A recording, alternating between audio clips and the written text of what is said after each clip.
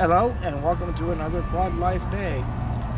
So September is Monopoly Energy Awareness Month, as we've been looking at, and at this point we should have already looked at entry levels and what it takes kind of to get out and about.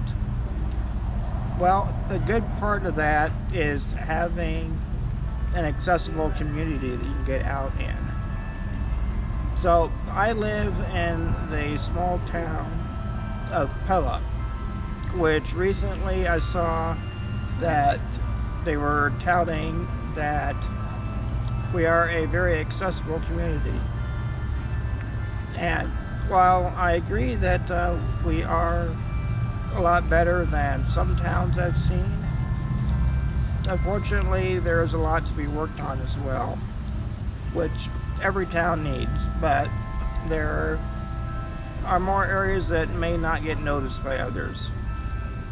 So for me, I get a lot of muscle spasms when I run over uneven surfaces like, say, brick. So when going down the sidewalks, I have to be careful where I drive. That a lot of the sidewalks here in downtown are partial brick and partial cement.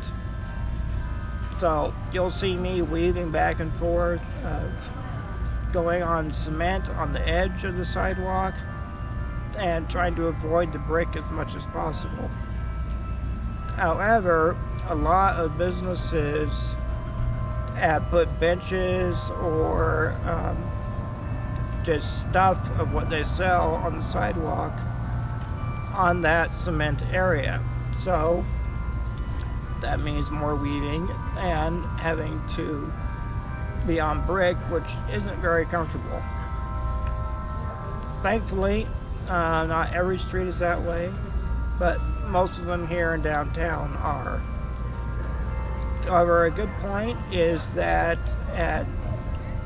at least in downtown and pretty well everywhere that I know of, there are street curbs that are cut.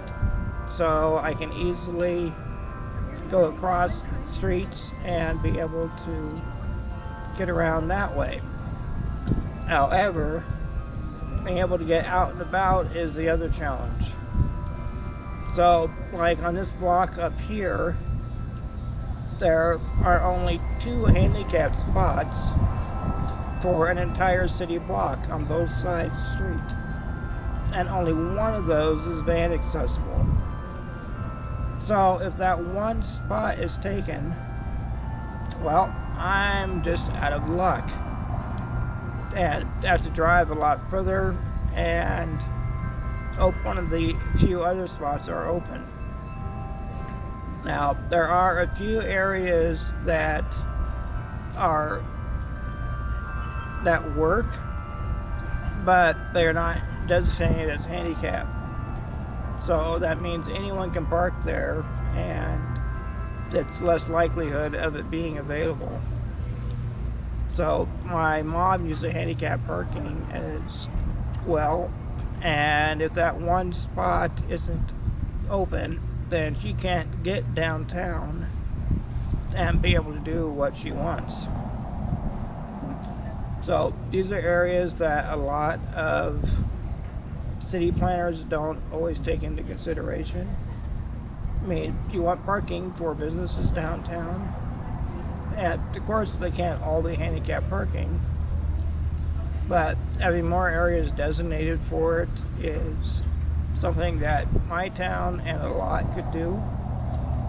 But thankfully, with the ADA, a lot of businesses now are required to be accessible. There are still a few in town here that have steps and make it so that I am unable to get in, and they can get away with this because their business has not moved or they don't own the building they're in. So all in all, it's not bad, but getting out in the community is already a challenge, and making it so that it's hard to get around or even be able to get to downtown is unfortunately what turns people away and makes us stay at home more often. But that is my experience for being out and about today. And oh, one other thing. When I do go into business, then it can be pretty hard to get around. That, especially for smaller stores, their aisles are really tight. So I have to really watch where I'm driving. I mean, I don't want to take out the merchandise and end up buying a lot more than I had planned on. So that would not look good for them or me. But I try to be careful, and especially only go to places that are able for me to fit. Alright, that is actually it for this time, but thank you for watching, and we'll continue with more soon. Bye for now.